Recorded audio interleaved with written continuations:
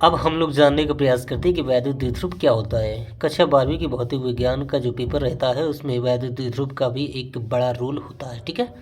तो वैद्युत द्विध्रुव वह निकाय है जिसमें दो बराबर परंतु विपरीत प्रकार के बिंदु आवेश एक दूसरे से अल्प दूरी पर स्थित होते हैं, जैसा कि चित्र 10 में दिखाया गया है, ऐसा बोल रहा है यहाँ पर, ठीक है।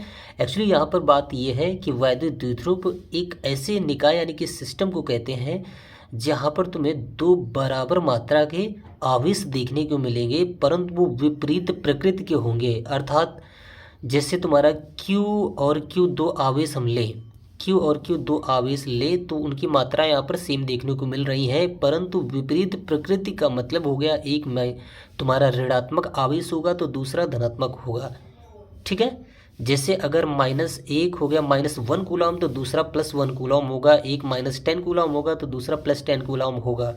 तो यहाँ पर 10 या 1 ये तुम्हारी समान मात्रा को दर्शा रहा है, लेकिन माइनस और प्लस विपरीत प्रकृति बता रहा है, ठीक है। तो वही चीज़ यहाँ पर बताया गया है और वो एक मतलब ऐसे स्थित हों कि उनके बीच की दूरी बहुत ही अल्प हो, यानी कि कम से कम न्यूनतम दूरी देखने को मिले, ठीक है।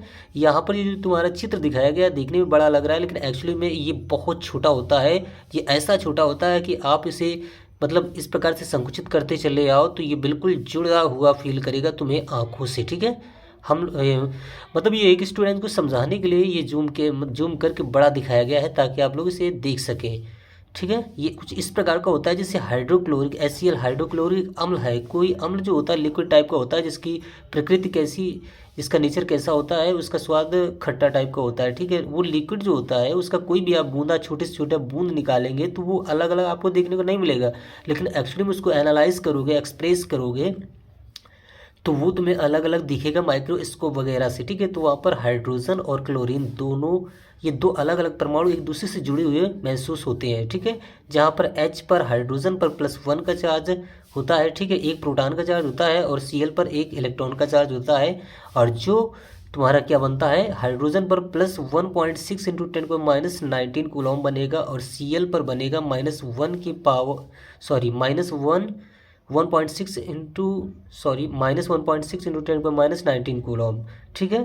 तो ये तुम्हारे 1.6 × 10⁻19 कूलम जो है वो तुम्हारा सेम क्वांटिटी क्यू की तरह दर्शा रहा है, लेकिन एक पर प्लस दूसरे पर माइनस, वो चीज़ दर्शा रहा है कि तुम्हारी विपरीत प्रकृति के है। तो कुछ इस प्रकार का होता है। अगर इसको देखा जाए तो ये तुम्हारा हमें ऐसे देखने को मिलेगा, H पर तुम्हें प्लस का चार्ज देखने को मिलेगा और C पर माइनस का चार्ज।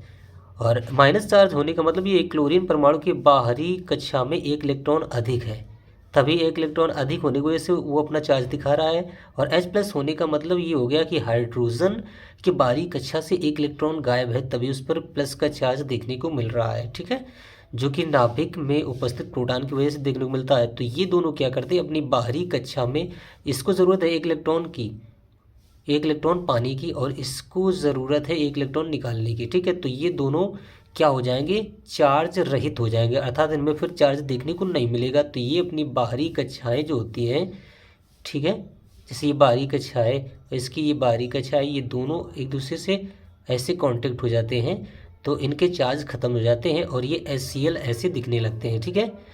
तो बस यही था मैटर। तो आगे देखते हैं, किसी एक आवेश तथा दोनों आवेशों के बीच की अल्पतम मतलब अब यहाँ पर वैद्युत द्विध्रुव जो है ना वो बताया जा रहा है कि एक्चुअली में होता क्या है। तो उस समय किसी एक आवेश का मतलब ये हो गया कि यहाँ पर दो आवेश जो तुम्हें वैद्युत द्विध्रुव में देखने को मिलेंगे, तो आपको किसी एक आवेश को ही लेना है जो कि आपका Q है। माइनस प्लस से यहाँ पर कुछ मतलब नहीं, सिर्फ एक आवेश लीजिए, चाहे ये Q ले लीजिए चाहे ये Q, ये दोनों सेम है। तो किसी एक आवेश तथा दोनों आवेशों के बीच अल्पतम दूरी या अल्प दूरी या कम से कम दूरी के गुणनफल, तो कम से कम दोनों के बीच की दूरी यहाँ पर 2L से मानी जाती है।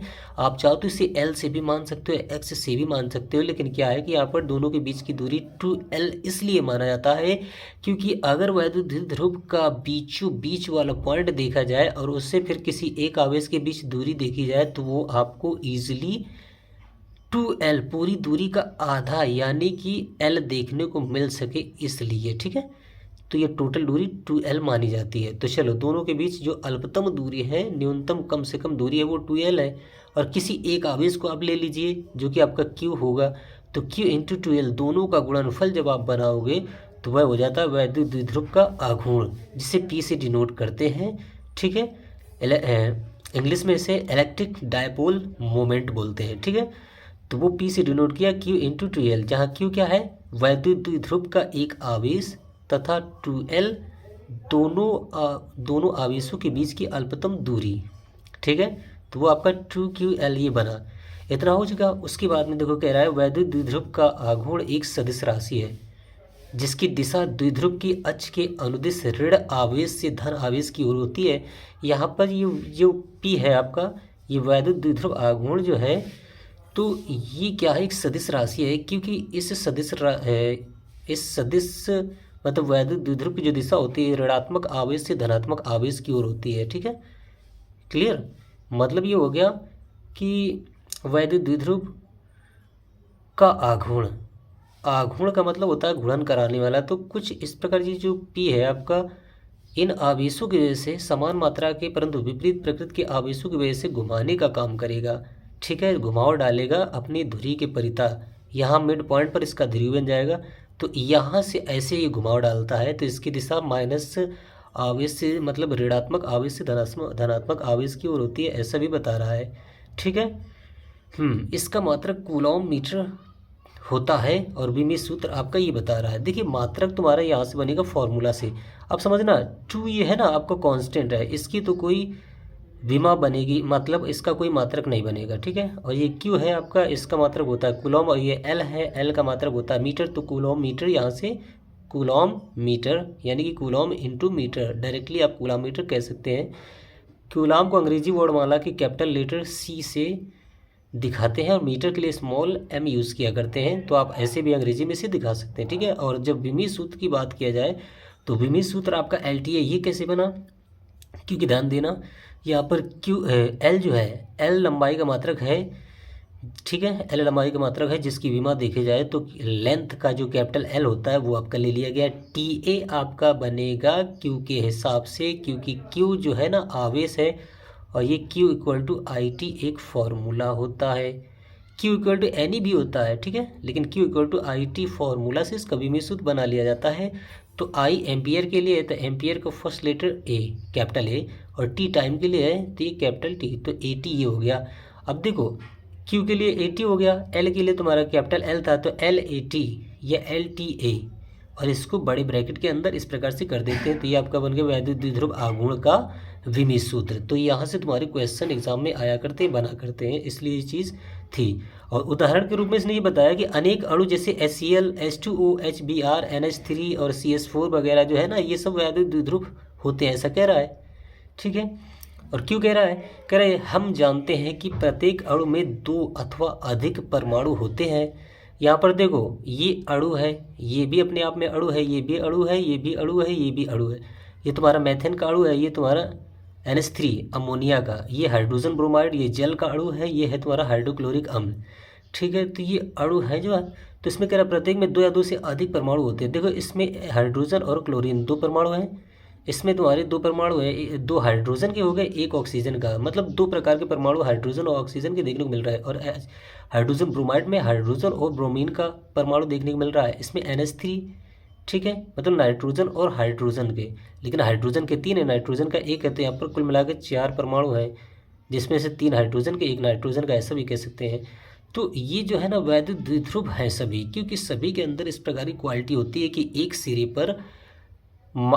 सिरे पर जितना आवेश माइनस का होगा तो दूसरे सिरे पर उतना ही आवेश तुम्हें प्लस का देखने को मिलेगा। जैसे HCl के बारे में मैंने यहाँ बताया था। अब अगर देखा जाए तो H2O जल के बारे में अगर हम बताएं तो जल के बारे में कुछ इस प्रकार की बात हो जाएगी कि देखो हाइड्रोजन पर 1 प्लस का चार्ज होता है। अब यहाँ पर H2 2 हाइड्रोजन है, तो इस प्रकार से मैंने 2 हाइड्रोजन लिए, इस पर 1 प्लस का चार्ज, इस पर 1 प्लस का चार्ज।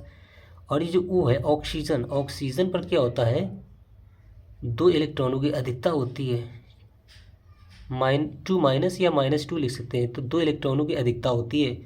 तो इसके बाहरी कक्षा में है 2 इलेक्ट्रॉन ज़्यादा, और हाइड्रोजन के बाहरी कक्षा में 1 इलेक्ट्रॉन यहाँ पर निकल चुका है, मतलब इसमें है नहीं, इसमें भी 1 इलेक्ट्रॉन नहीं है। तो ये 1 इलेक्ट्रॉन इसको देता है बाहरी कक्षा में, और 1 इलेक्ट्रॉन इसको देता है बाहरी कक्षा में। एक्चुअली ये देता नहीं है, इसकी बाहरी कक्षा में जो 2 इलेक्ट्रॉन है, जैसे मान लेते हैं ऑक्सीजन की, ये हो गई बाहरी कक्षा इस प्रकार से, ठीक है। ऑक्सीजन की बाहरी कक्षा ये हो गई। तो यहाँ पर एक इलेक्ट्रॉन है, एक इलेक्ट्रॉन यहाँ पर है, और वही दोनों इस हाइड्रोजन को दे दिया और इस हाइड्रोजन को एक इलेक्ट्रॉन दे दिया, समझना। तो हाइड्रोजन की बाहरी कक्षा ये जो टोटल बनी उस पर भी एक इलेक्ट्रॉन चला गया, तो इसका प्लस का चार्ज खत्म हो गया। अब इस हाइड्रोजन की बाहरी कक्षा में एक इलेक्ट्रॉन इसने ऑक्सीजन ने दे दिया, तो इसका भी चार्ज खत्म हो गया। और ऑक्सीजन जो ये है, ठीक है, उसकी बाहरी कक्षा में भी ये तुम्हारे 2 इलेक्ट्रॉन देखने को मिल रहा है। तो मतलब यहाँ से एक इलेक्ट्रॉन और एक प्रोटॉन, सॉरी यहाँ पर हमें ये बात नहीं कहनी चाहिए थी, लेकिन फिर भी हम कह दे रहे हैं क्योंकि थोड़ी देर ऐसा समझना भी ज़रूरी है। मतलब एक प्लस के चार्ज को एक माइनस का चार्ज निरावेशित कर देगा, एक दूसरे की क्वालिटी को नष्ट कर देते हैं।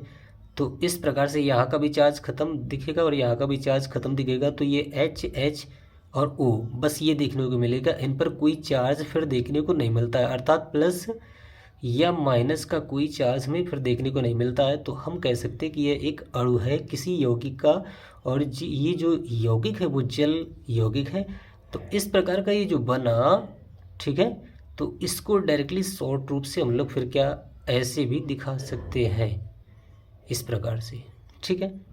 और ये जो मैंने दिखाया बस यही तुम्हारा H2O, इसको हम ऐसे भी लिख सकते हैं क्योंकि हाइड्रोजन 2 है, ऑक्सीजन 1 है, तो H2O भी लिख सकते हैं। तो आप समझ सकते हैं कि ये जो वैद्युत द्विध्रुव है इस प्रकार के भी होते हैं, ठीक है।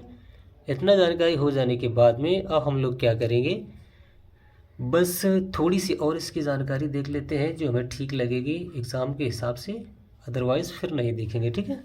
मतलब वैद्युत द्विध्रुव की तुम्हारी डेफिनेशन कंप्लीट हो चुकी है, और आपको ऐसी फिगर बनाना है डेरिवेशन के लिए, और तुरंत इसके बारे में ये लिखना है और तुरंत ये सॉल्व करके दिखा देना है। आपको वैद्युत द्विध्रुव आघूर्ण का मात्रक भी लिख देना, उसका भी सूत्र भी बना देना है, और उदाहरण के रूप में ये चीज़ आपको दिखा देना है, ठीक है। अब शॉर्टकट में थोड़ा और बता देते हैं इसमें, देखो और क्या कह रहा है। हाँ, परमाणु में धनावेशित नाभिक तथा ऋणावेशित इलेक्ट्रॉन होते हैं। कुछ अणुओं में परमाणुओं के नाभिक व उनके इलेक्ट्रॉनों की व्यवस्था इस प्रकार होती है कि अणु के एक सिरे पर धनावेश तथा दूसरे पर उतना ही ऋणावेश होता है। ये बात मैंने पहले ही बताई जो यहाँ बता रहा है। अब कह रहा है यद्यपि अणु पर नेट आवेश शून्य रहता है। मतलब देखो वही बात आ गई कि अणु जो तुम्हारे ये तो था, तो अभी नेट आवेश जो इसमें है ना शून्य है। नेट का मतलब टोटल आवेश जो है ना, कुल आवेश देखा जाए जो ऋणात्मक और धनात्मक आवेश होता है वो यहाँ पर शून्य देखने को मिलेगा, क्योंकि माइनस का चार्ज इसके पास थे 2 और इसके पास 1 था, तो ये दोनों एक दूसरे से जुड़ गए, ये दोनों जुड़ गए, तो यहाँ पर आवेशहीन हो गए, तो नेट जो आवेश है शून्य बन गया, ठीक है। इस प्रकार के अणु वैद्युत द्विध्रुव होते हैं, तो ऐसे अणु तुम्हारे वैद्युत द्विध्रुव कहलाते हैं। ये चीज़ था, ठीक है। बस लेक्चर हमारा ये तक था। लेक्चर पसंद में आए तो चैनल को सब्सक्राइब कीजिए, हमारे अगले वीडियोस को देखने के लिए इंतज़ार कीजिए। चलिए मिलते हैं अगले लेक्चर में, तब तक आप लोग एंजॉय कीजिए। वीडियो देखने के लिए बहुत बहुत धन्यवाद।